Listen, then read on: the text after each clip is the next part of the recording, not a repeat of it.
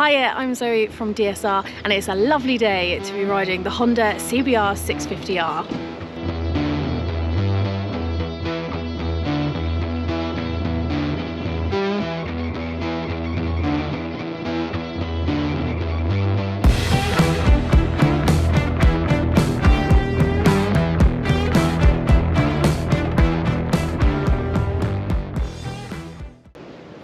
Starting off then, this bike is £8,500.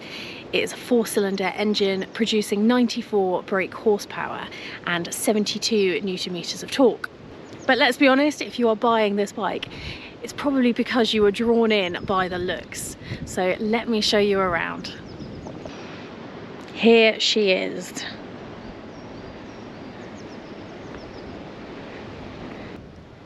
As you can see, we've got the bike in the red here, but it also comes in black. This particular bike has been fitted with the extra sports pack, which is £500 and includes the smoke screen, the rear seat cowl, quick shifter, up only, and also a little tank pad. Just walking around the bike then, the styling is just spot on. I love it. I think it's great. Great looking bike. Let's hear the sound of the stock exhaust then.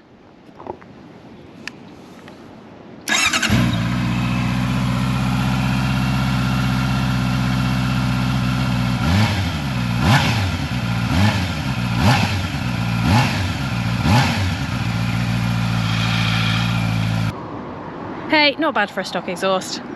There's only one thing for it, and that's to get on and ride. Get the cameras on. Not sure I need my buff on today. Delightful day. Jumping on the bike then. The bike weighs 207 kilograms, so nice and light. It's quite narrow, so it's definitely easy to kind of manoeuvre and keep control of. Nice and stable on it. Seat height is 810 millimeters. I'm not flat-footed, but it's not too bad either. I can certainly come to a stop and put 1 foot flat down. I'm 5'5", but pretty short legs, so it's definitely accessible for shorter riders. As you can see, got a pretty old school LCD screen. It'd be nice to see that upgraded.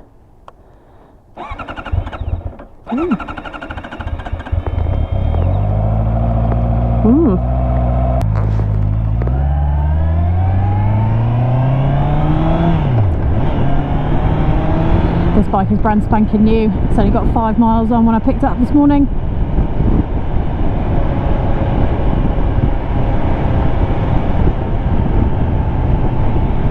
So definitely not doing anything too adventurous on it whilst it's still in its bedding in period. I've already noticed the throttle sticking a little bit. Brakes not quite as receptive as they should be, but as I said, they're just little tweaks and niggles that will disappear as it gets more miles.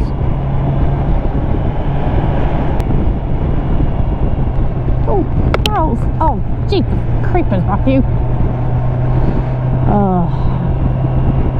The delights of living in Somerset, crap all over the road.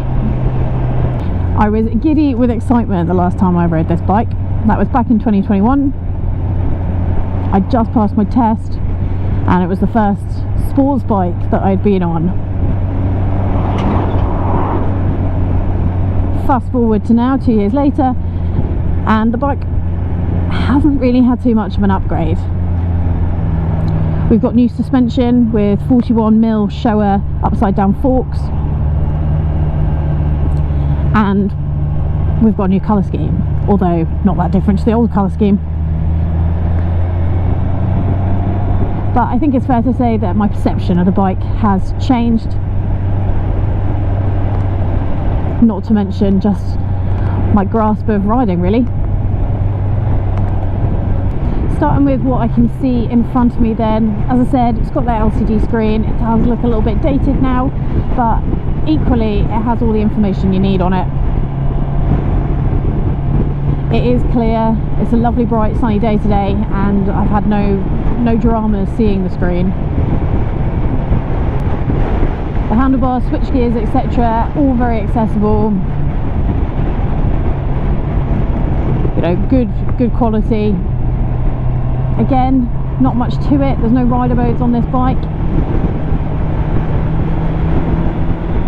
You can change the traction control with this button here.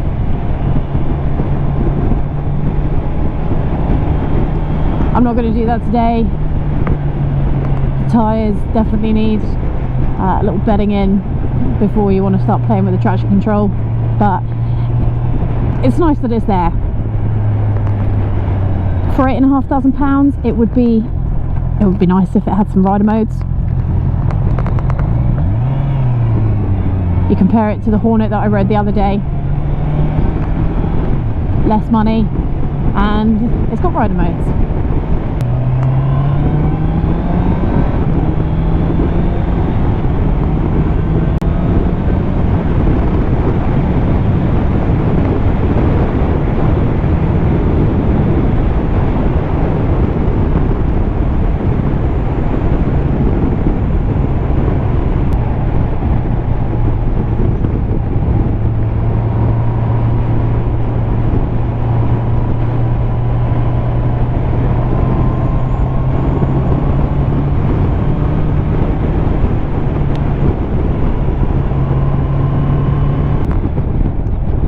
This bike really is fun to ride. Kind of lost in my thoughts as I rode through those country roads.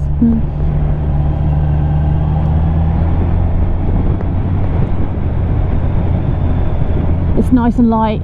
You've got the confidence, even though, as I said, it's not got many miles on it. Feel the confidence going into corners. Feel it drop down. The actual riding position, the comfort.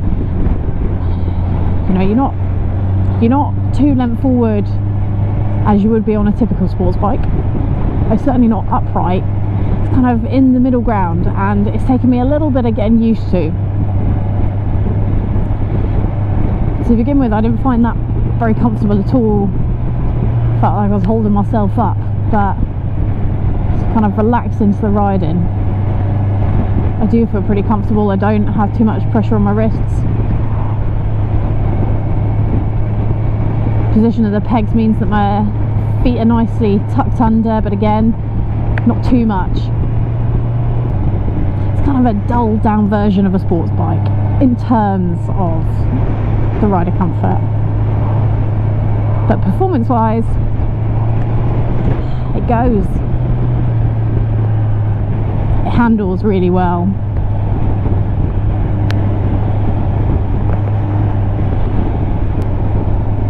I mean, I feel pretty cool on it, mainly because I think it just looks brilliant. As I found back in 2021, it is a little bit revvy.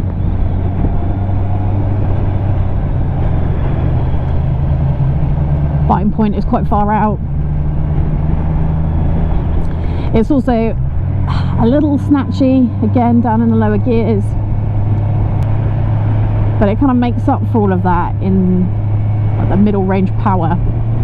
Definitely like pulls you along nicely in third and fourth. Nice to ride with some actual sunshine. Try the quick shifter.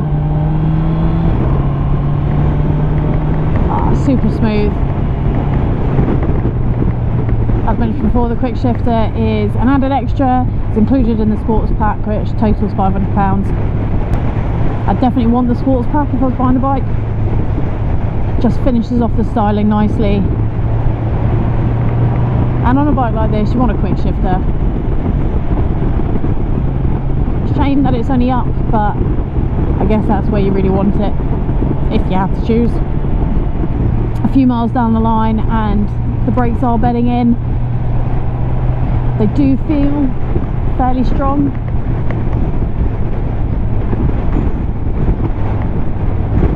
You've got two free floating 300mm discs and dual 4-piston radially mounted calipers. Plenty of braking power.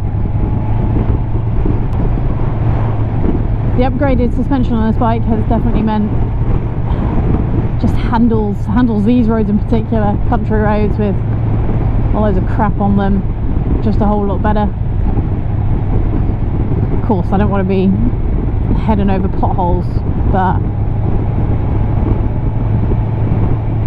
it does seem to have stopped it diving so much. I am getting a bit of a numb bum. The actual seat itself is pretty hard. When will they make a comfortable seat? Quite a bit of engine braking I'm finding coming off the throttle. It's not too abrupt though. Pleasant. Yeah, if I think of what you can compare this bike to, you've got the Aprilia, the RS660. Yeah, a bit more tech, but then a bigger a bigger price tag, quite considerably. You've got the Kawi, the Ninja 650, very similar. I saw a comparison between this and the Ducati Supersport. I can kind of see the comparison. This would definitely be a good budget version of that bike. Yes, a smaller engine, but definitely similar to ride. What this does lack is the thrills. It's a great bike to look at. It's solid. Sports pack is, affordable. It's not uncomfortable to ride. It's not the most comfortable bike. As I said, it handles well, it drops into the corners.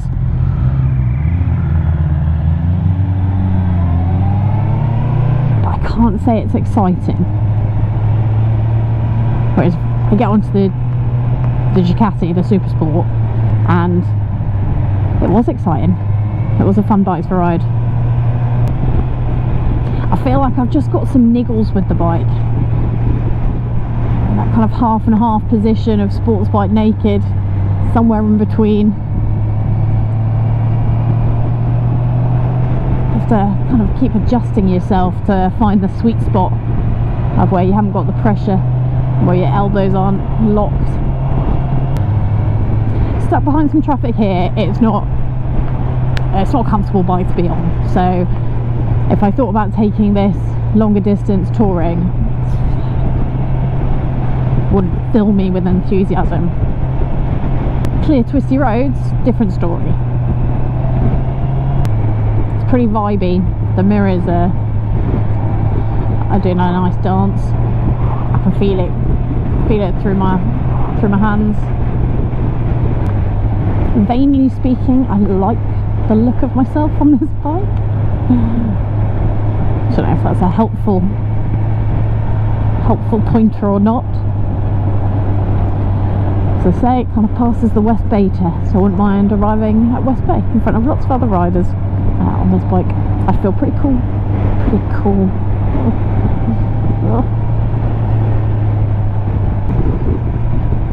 I like the bike.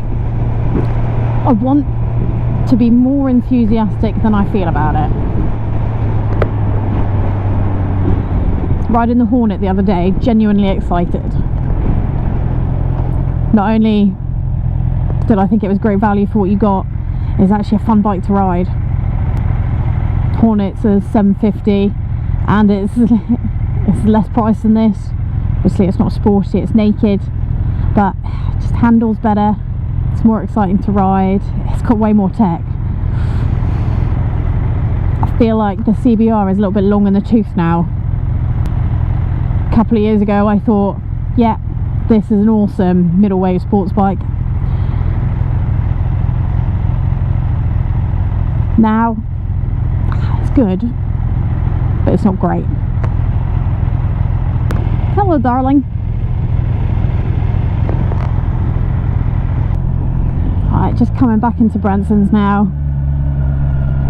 Big thank you to them for loaning the bike today. And that's it, my ride and review of the Honda CBR650R. If you do like this video, then please give me a thumbs up, subscribe to the channel, and don't forget to hit that notification button to make sure you see all of our latest videos. In the meantime, ride safe.